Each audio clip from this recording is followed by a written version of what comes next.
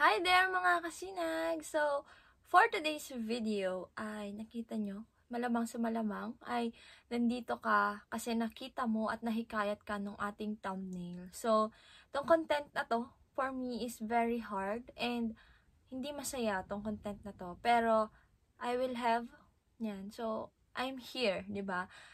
Recording this video, making this content with courage. Okay, so just want to spread awareness regarding this topic. And ayun lang masabi ko. So tong content na to talaga, mga kasi hindi siya masaya. But yeah, umpisahan natin.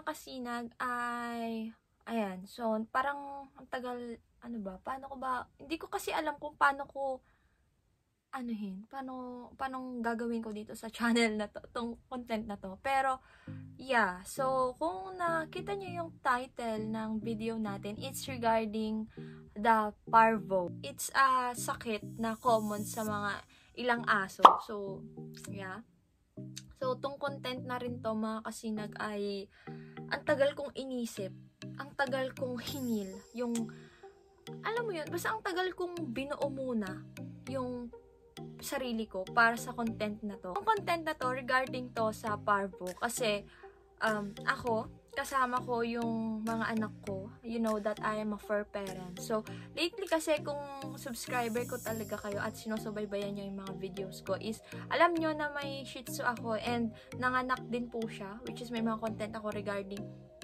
doon nga sa pagbili ng cage pa nila. So, kung di nyo pa napapanood, ilalagay ko na lang dyan. So, yun nga mga kasinag ay last November, nanganak nga yung Shih Tzu ko. So, medyo lumaki yung pamilya namin. So, napakaingay. Pero, after few months, mga kasinag, and last month lang, or last month na rin, yan mga kasinag, is wala na sila. So, paano sila nawala? It's because of parvo. So, as a fur parent, di ba, mag-share ka ng ganitong stories, napakasakit, napakahirap na ituloy. Baka isipin nyo na, bakit pa ako magko-content ng ganito? Eh, yung ako nga mismo sa sarili ko, hindi nga namin natalo.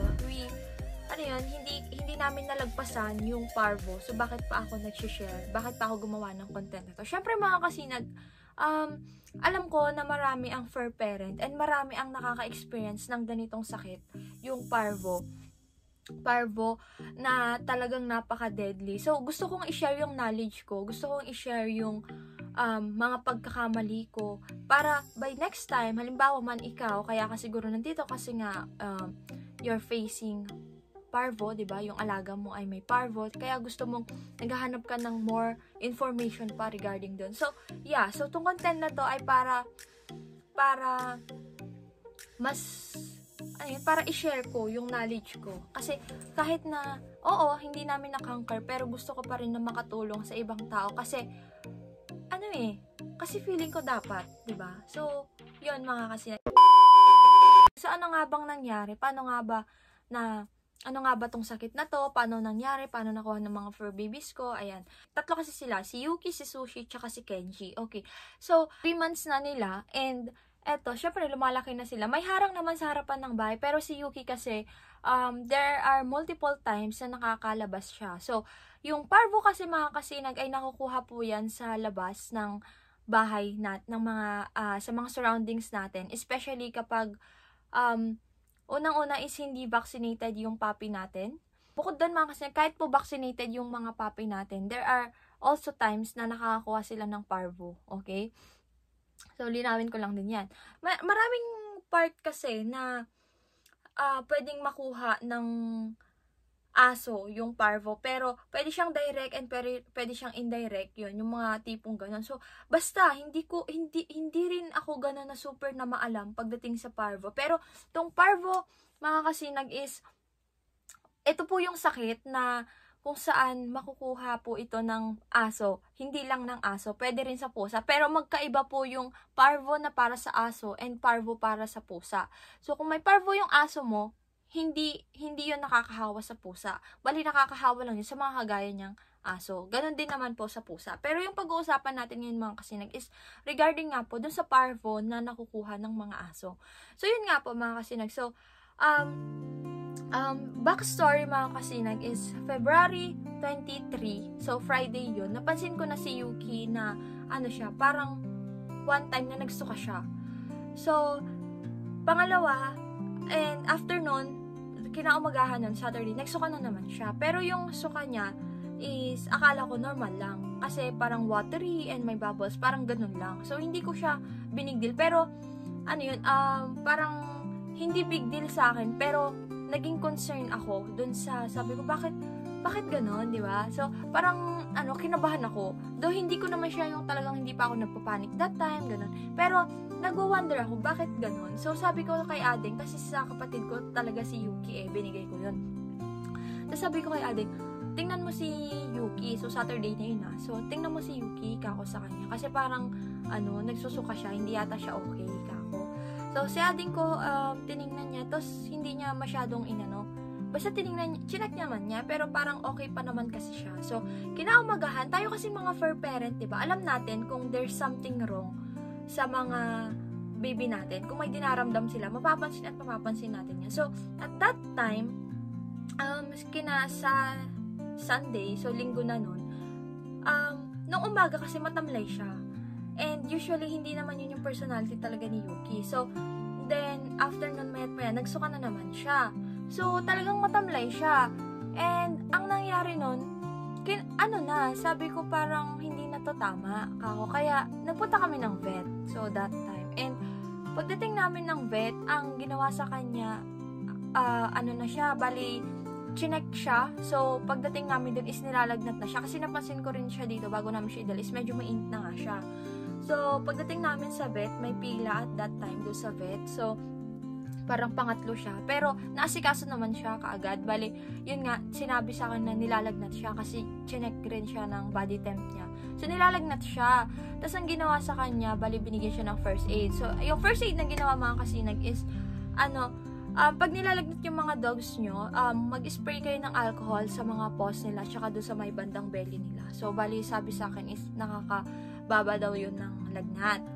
So, yun nga, matamlay talaga siya. And after nun, ang ginawa sa kanya is, kinuhanan siya ng, nirecommend sa akin na mag-CBC siya. So, itong CBC na to, it is the complete blood count. So, makikita kung ano ba yung nangyayari sa katawan niya. Syempre, kasi hindi naman nasasabi. So, doon nga, lumabas doon sa result na yun, is may anemic siya. Tapos, may parang mga iba-ibang sakit pa na sinabi, na hindi sakit, na hindi within the normal range doon sa mga nakikita sa CBC. So, ang nangyari nun is, sa akin na baka possible nga daw na baka sa blood parasite yun or baka sa parvo. Pero, ang nirecommend sa akin na gawa na pinaka-test is yung parvo. Kasi, kapag halimbawa nag-negative siya doon, magba-blood parasite siya. So, yun nga. Basta ang ginawa nun, so sabi ko sige po. Pero at that time, sabi ko sana mag-negative. And sabi rin ni Doc sa amin, sana mag-negative para kahit halimbawa blood parasite is, yun kasi curable. Bali yung parvo kasi mga kasinag, hindi po siya curable. Bali ang tinatamaan kasi sa, ito, in-explain din to sa akin kaya nalaman ko. Tsaka nanood din ako ng mga ibang content or ibang mga videos regarding parvo. So, yung parvo kasi mga kasinag, kapag napunta yan sa aso mo, wala yung gamot. Bali, ang bibigay lang sa'yo is yung preventive na gamot or yung pang-maintenance ba. Yung parang ganon. And kapag natamaan kasi ng parvo, yung alaga natin mga kasinag is hindi yan makakakain. Kasi yung parvo mga kasinag, ang tinatamaan talaga niyan is yung digestive system or yung digestive system ng mga aso. So, hindi talaga siya makakakain. So, yun nga, ang nangyari, yun nga. So, tinest siya sa parvo. So, parang, actually, meron ako yun. Inuwi ko yun. Pero, hindi ko na alam kung nasaan. Pati yung CBC na result niya, hindi ko na alam kung nasaan. Pero, yun nga, mga kasinag. At that time, sabi sa akin, nung nakita ko na pinatak yung kinuhang samples nga kay Yuki, sinilip ko na kaagad. Kasi, nakikita ko na maglaline na siya na parang papunta na siyang positive. And, sabi sa akin kaagad, Kasi nung tinignan ko ganun, tumingin na rin si Doc. So, sabi niya ganyan, usually ma'am, sabi niya, ang pag-aantay ng result is 5 to 10 minutes. Pero tong kay Yuki, ayan po makikita natin na positive po talaga siya. So, upon hearing that, mga kasinag, hindi ko alam kung ano yung mangyayari sa akin na sobrang sakit, na hindi ko alam.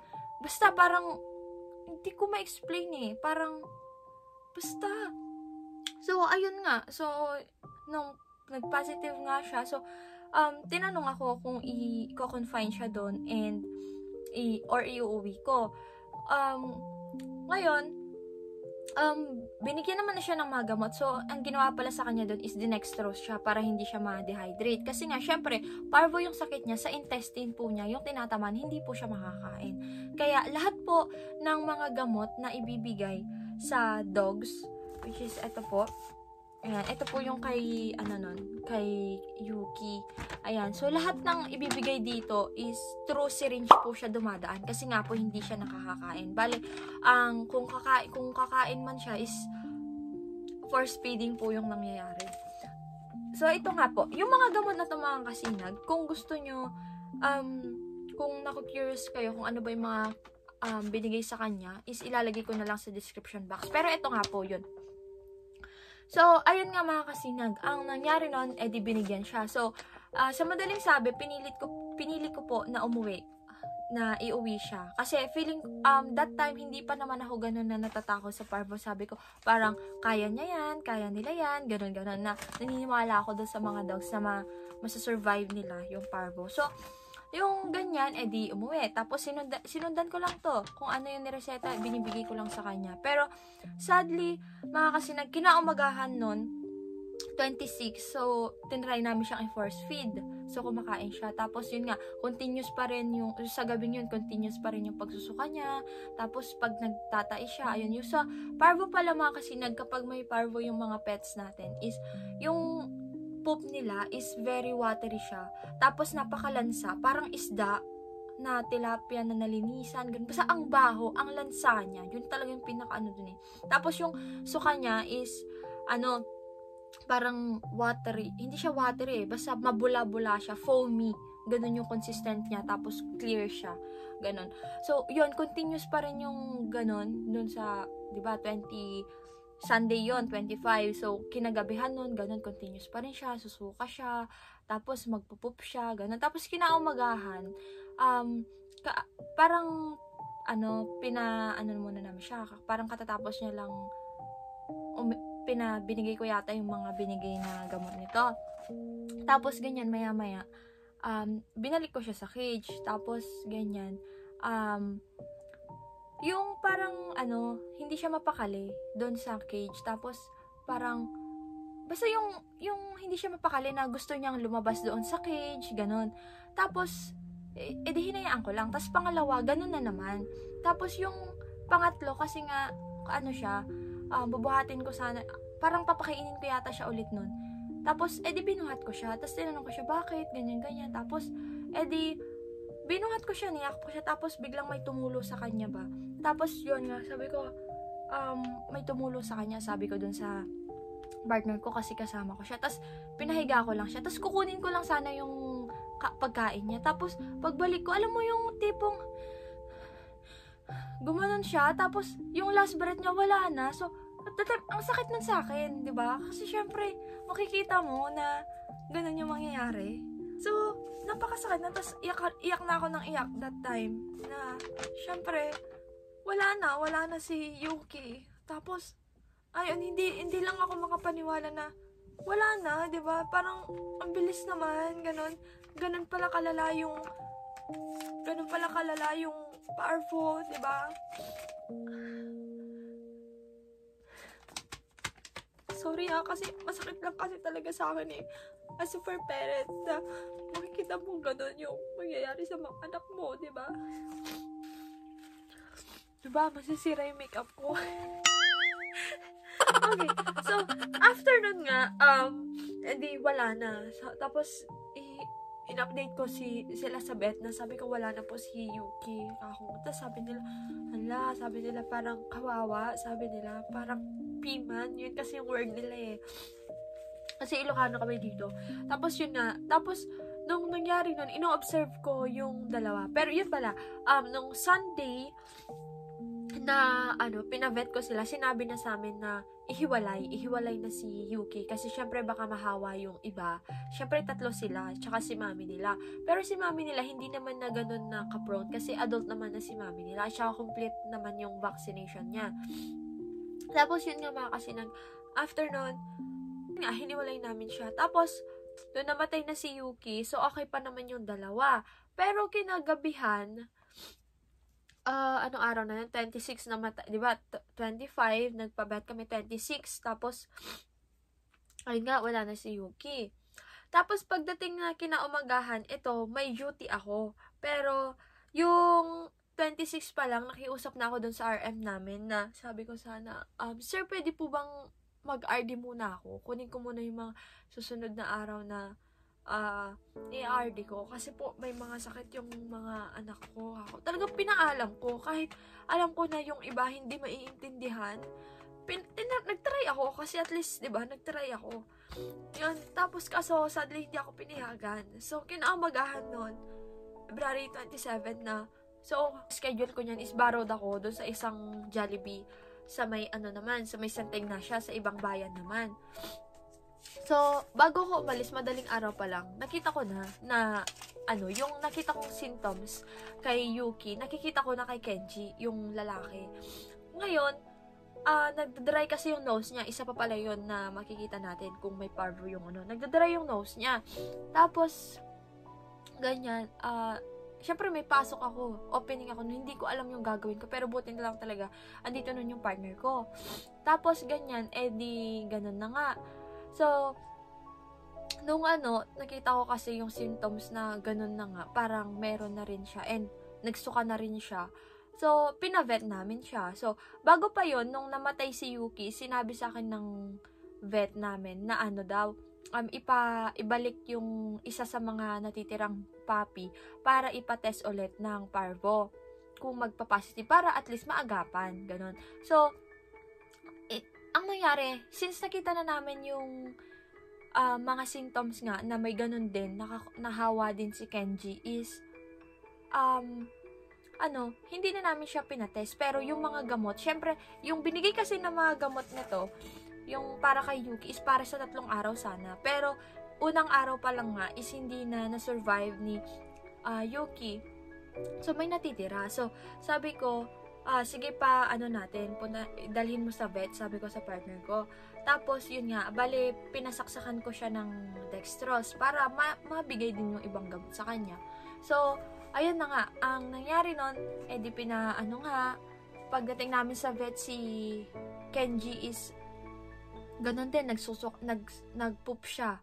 Tsaka nagsuka din yata siya. Tapos sabi nila, oo nga, sabi niya, so may parvo rin si, kasi yung poop pa lang niya, naamoy na namin na malansa. Ganun yung sinabi sa akin.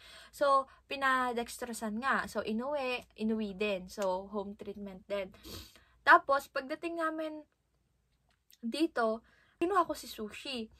Tapos, napansin ko na parang nagda-dry din yung nose niya. Tapos sabi, maya't maya kasi ililik niya. So parang, magdadry, tas hindi na naman. So, nag-search yung partner ko ng home remedy. Ngayon yung home remedy na yun, is tinry namin siya kay Sushi. So, after nun is, nung nakikitaan ko na kasi ng symptoms si Sushi at that time, ayaw na niya kumain. Tapos tinry namin sa kanya yung home remedy.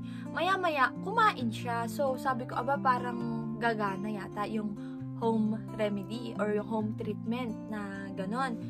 Yung home remedy na hindi na ipapavet. So, ayun, binigay ko sa kanya yun. Tapos, ang ginawa ko pa nun, kasi nga, syempre, sabi sa akin na malakas daw yung virus kasi nga napatay niya hindi na natalo nung virus si Yuki.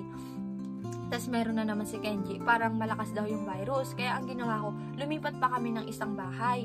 Ginawa namin, si Kenji nga nandito nun, siya yung at that time, siya naman yung ginagamot. Ang ginawa ko pala si Sushi tsaka si Chasey, dinala ko na doon. Pero yun nga, tinatry namin sa kanya yung home remedy.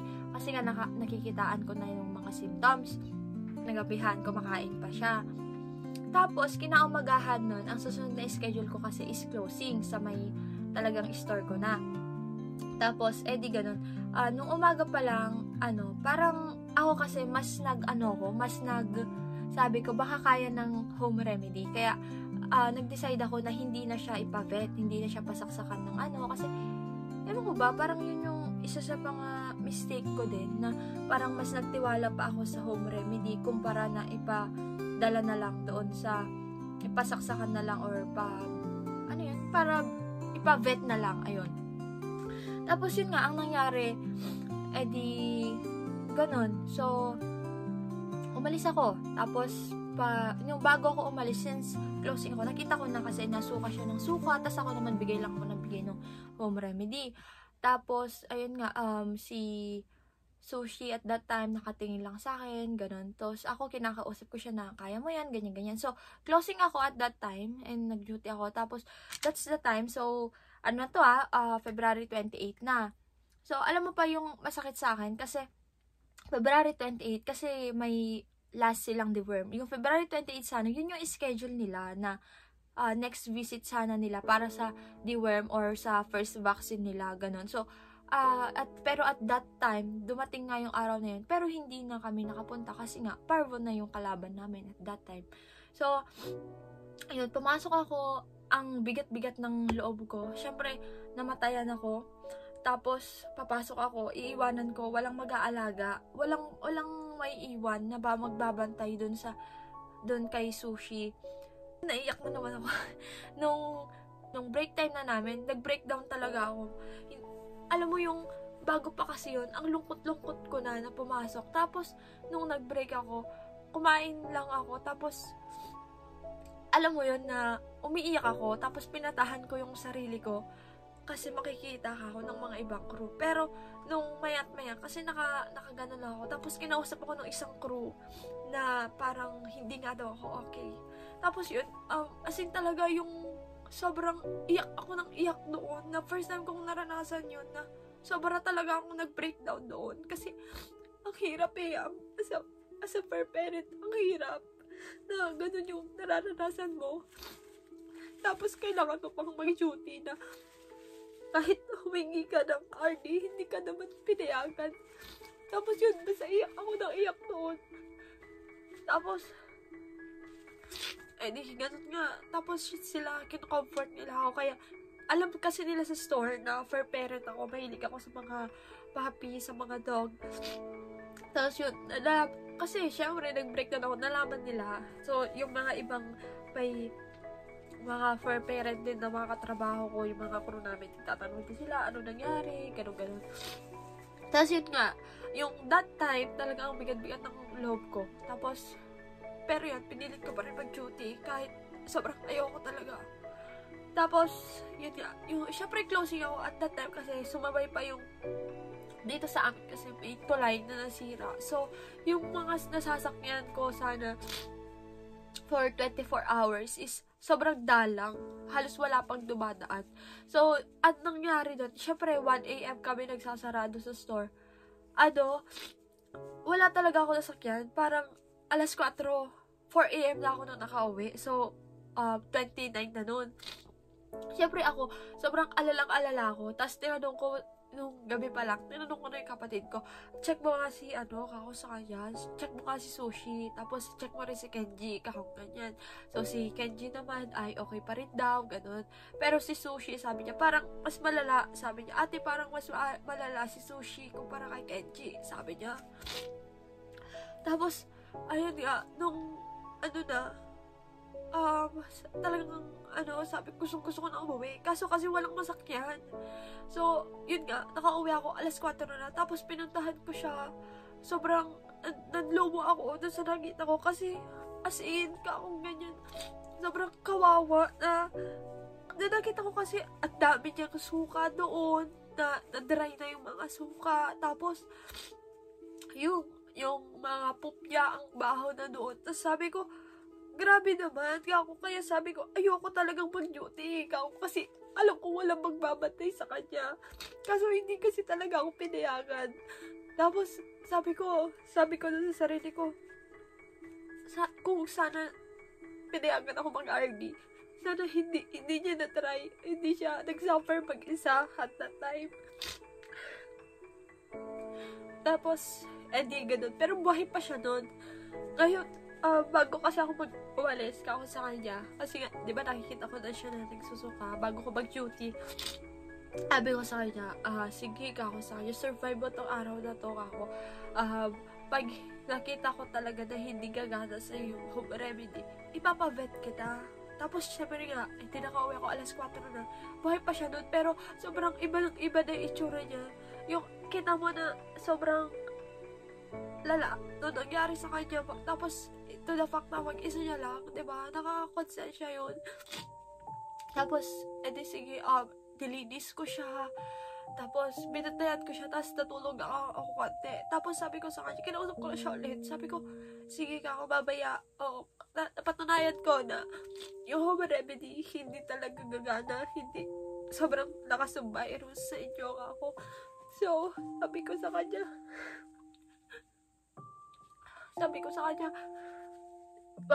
papabed kita ako sa kanya. Tapos, nung umaga na, okay pa siya, humiga pa siya, ganyan. Pero sobrang nagkikila na siya. So, ako, gusto ko siyang ilaban.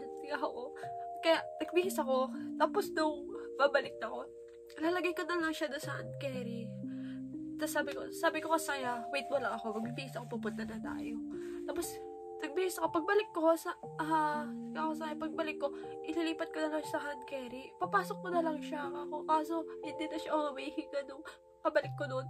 Tapos, yun, iyak na naman ako ng iyak. Kasi, masakit, di ba? Kasi parang isang araw lang yun lumipas. Tapos siya na naman. So, dalawa na silang wala. Tapos, at that time, si Kenji na lang ako sa kanya. Magkumakas na lang ako kay Kenji. Nung pina-check up din pala kasi namin si Kenji, binigyan na naman siya ng gamot. Kasi nga, yung para kay Yuki, paubos na. So,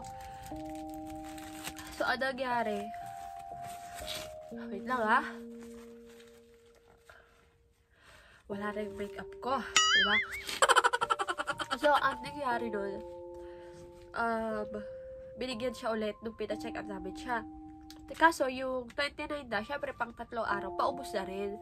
Sabi ko, sige ka ako. Nakikita ko kasi si Kenji na parang siya yung malakas. Kasi ilang araw na yung nakakaraan. Tapos buhay pa rin siya. Tapos, at meron ding na tinatanggap niya yung pino-force feed namin sa kanya. Tapos, yung home remedy pa rin yun na binigay ko. Pero, tinatanggap niya. Pero, yun nga, hindi pa rin siya kumakain. Tapos, yun, sabi ko, baka makasurvive siya. So, that's the time na pinakonfine ko na siya. Dinala ko siya, March 1. Tapos, and then, humihingi ako ng update, ganyan. Tapos, yung kina March 2, is supposed to be visit ako sa kanya. Kaso kasi, nag-brown out kasi doon sa mismong bayan doon. Kaya, nag-close sila ng maaga. So, hindi ko siya nabisita nung March 2. Since March 3, kasi alis namin, pupunta kami ng Boracay, is March 4 to 7 yon. Ngayon, March 3, pag nagpunta kami ng Boracay, ilang araw ko siyang hindi ma-visit. So, nag-asa ko doon sa RF namin na, sir, sa kanya, pwede bang mag-undertime ako? Mag-early out na lang ako kasi bibisitahin ko yung papi ko nga, si Kenji.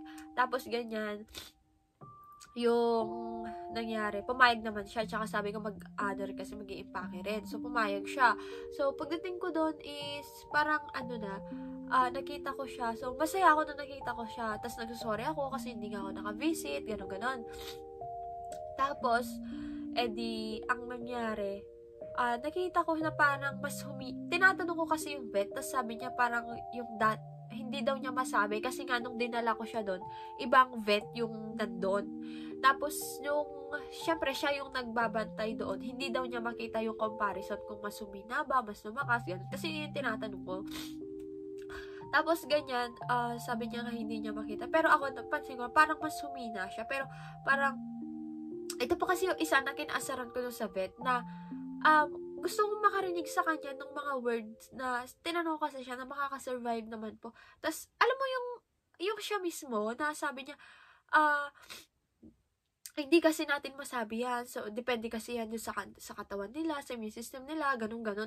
Ako kasi, feeling ko kasi, sa atin kumukuha ng lakas yung mga fur baby natin eh. 'Di ba? So, kung nakikita nila yung nag-aalaga sa kanila is napanghihinaan ng loob, kaya yung 50-50 lang siya, magiging ganun din. Pero, hindi naman na sinisisi ko lahat doon doon sa panayam ng doktor na yun, pero, ng veterinarian na yun. Pero, sana man lang na siya mismo magkaroon ng more connection pa dun sa ginagamot nila, na sana makitaan ko siya ng hope na gusto niya ring gumaling yung mga nandun.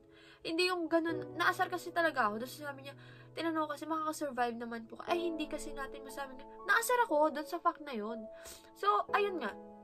Edi, umalis na ako kasi parang 1 hour lang ako nag-stay doon kasi yun lang yung time na binigay sa akin para bumisita.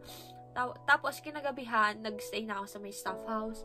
Tapos, nag-chat ako, nanghihingi ako ng update. Tapos, sinabi sa akin na hindi daw siya kumakain.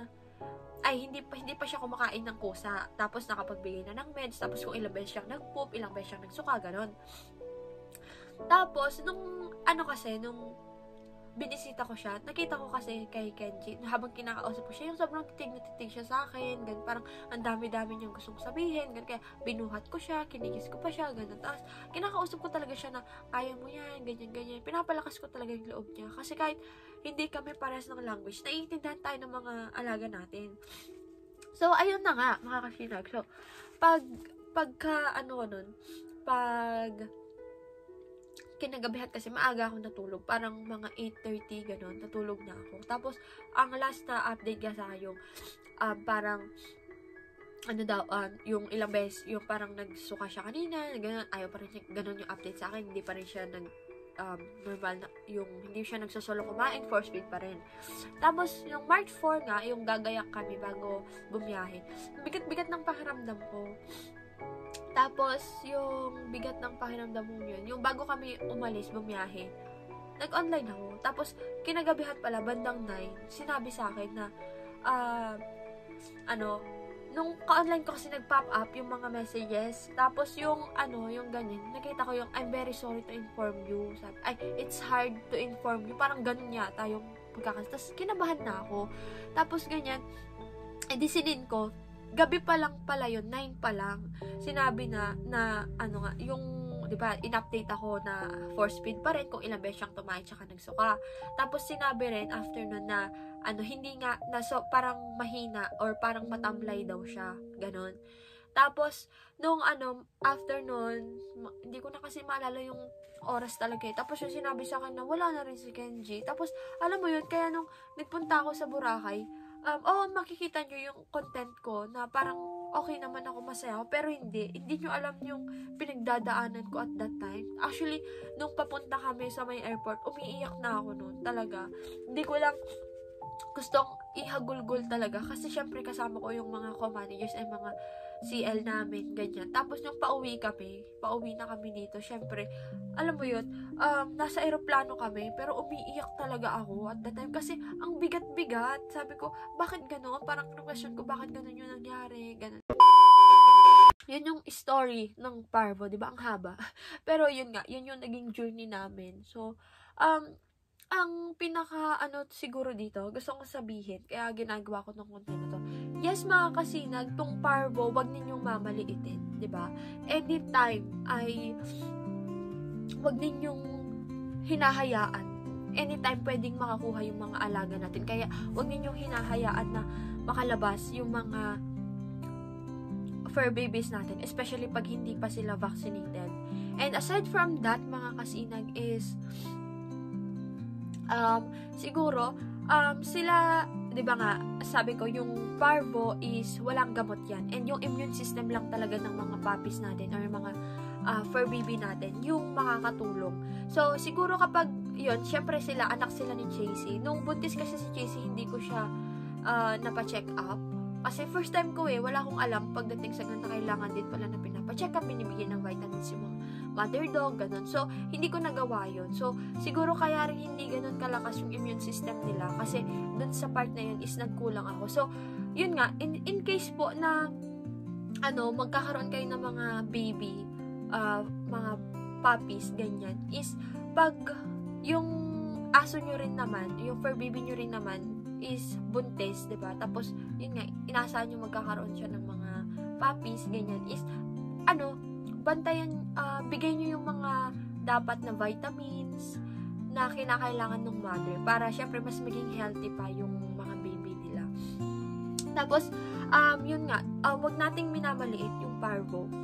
Talaga kasing napaka-deadly yun. Tapos, kapag nagkaroon halimbawa ng parvo yung mga fur babies ninyo, pa-vet ninyo. Huwag kayong umasa sa mga home remedies lang. Kasi, yes, maraming home remedies na nakikita, maraming nagbibigay na mga video, ang daming nag-upload sa YouTube na ganun nga yung mga ginawa nila sa mga fur babies nila, na survive ng mga fur babies nila, ganun. Pero hindi po lahat yon magiging applicable sa lahat ng dog.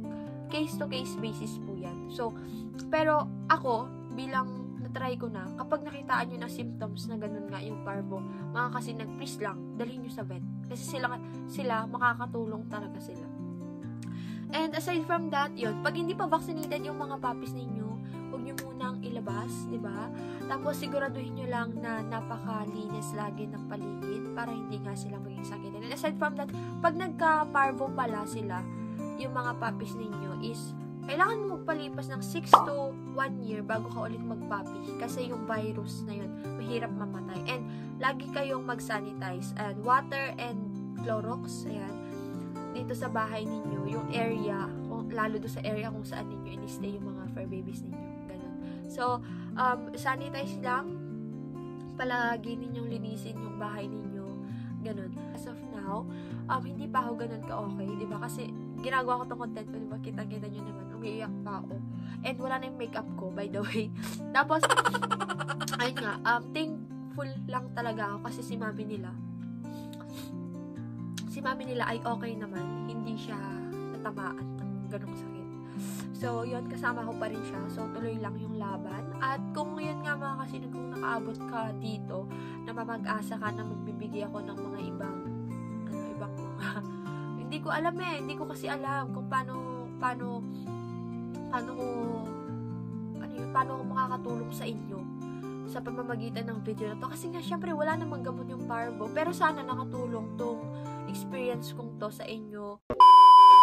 Nakakamiss lang talaga sila. So, kung maaalala ninyo, dun sa content ko na, kung di nyo pa napapanood mga kasinig, yung Atomic Card times Shopee, yung combo nila, yung nag-review ako ng mga na-order ko doon, lalagay ko yung content kong dyan. Diba doon, maririnig pa ninyo yung mga tahol nila, ganun. So, yun pala yung last na maririnig ko yung mga tahol nila. So, nakakasad sa akin sa part na yun. Pero, ayun, laban lang. Ayan. So, kung may parvo yung mga parents, yung mga fur babies ninyo, sana makonquer ninyo yan. At kung hindi, ay tatagan lang ninyo yung loob niyan. Kasi sabi nga nila, di ba, kung may nawala, may babalik. Ayun. So, ayun lang naman mga kasinag. So, sana nakatulong ako and sana naging informative tong video na to. So, ayun lang naman mga kasinag. Wala na akong ibang sasabihin.